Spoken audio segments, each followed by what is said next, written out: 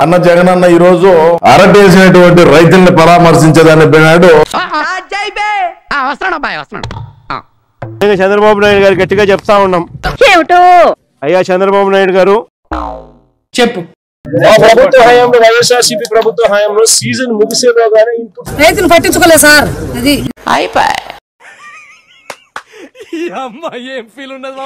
Input subsidy మొన్న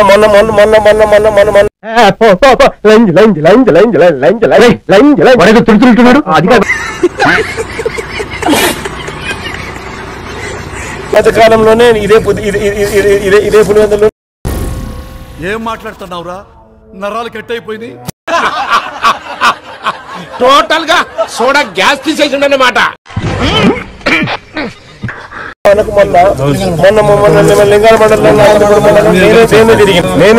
అడిగిన ప్రశ్నకు మీనింగ్ ఉండాలి. ఇన్పుట్ సబ్సిడీ గాలి వానకు మొన్న ఆపేసావా? నువ్వు చెప్పు. అరే నేను ఒక రిథంతో ప్రాక్టీస్ చేశాను స్వామి, నువ్వు మధ్యలో ఆపేసావు అనుకో నేను ముందు రావాల్సి వస్తుంది.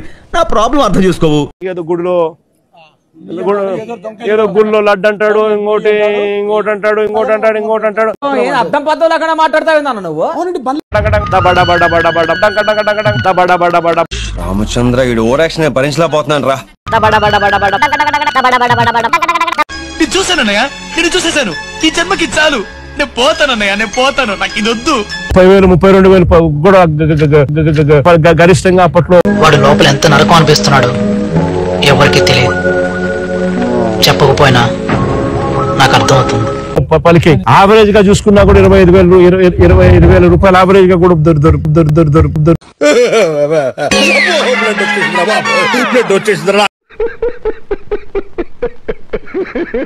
క్రమం చేయకపోతే ఏం చేస్తావరా? చంపుతావా? నరుకుతావా? ఏం చేస్తావు? త్వరలోనే రైతుల తరఫున మరో గొప్ప ఉద్యమం మళ్ళా జరుగుతుంది.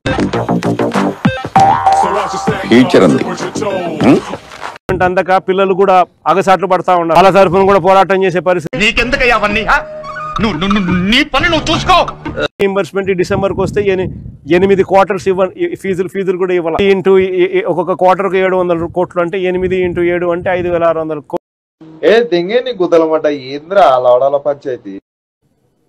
రైతుల పరిస్థితి చూస్తే ఇట్టుంది.